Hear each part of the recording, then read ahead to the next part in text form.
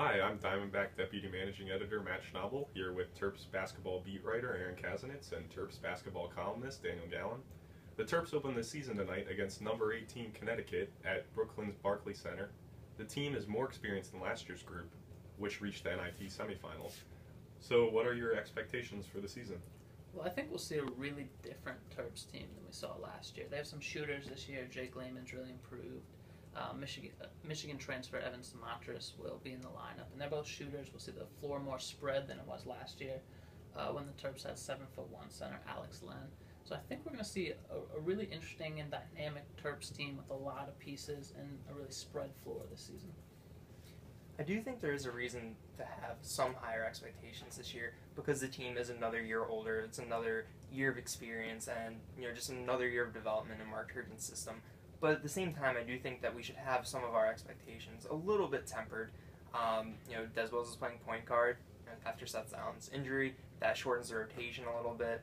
And, Alex Len, he did dominate at times last year, and we don't know if Shaquille Clear or Charles Mitchell can fill that void in the middle yet.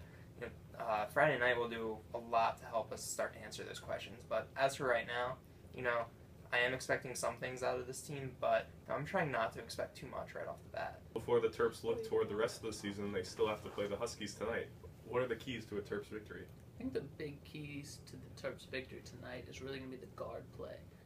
As Daniel mentioned, Des Wells is playing point guard, not really his natural spot. And the Huskies have some really, really good guards. Shabazz Napier is one of the better players in the country.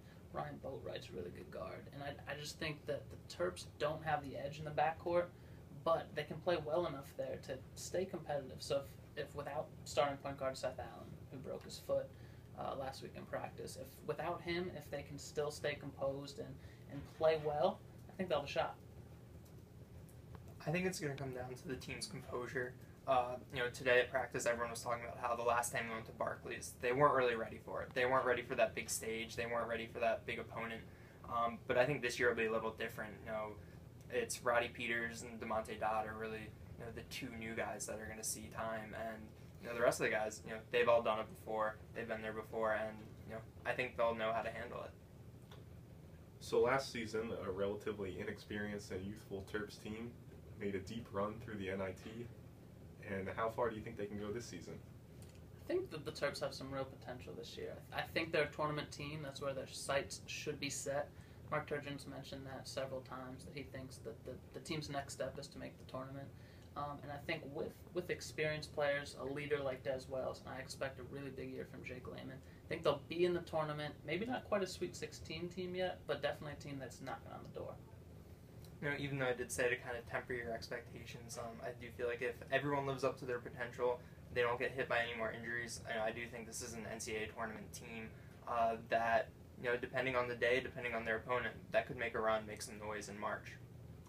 All right, thanks for watching, and follow Daniel and Aaron on Twitter for updates from Brooklyn.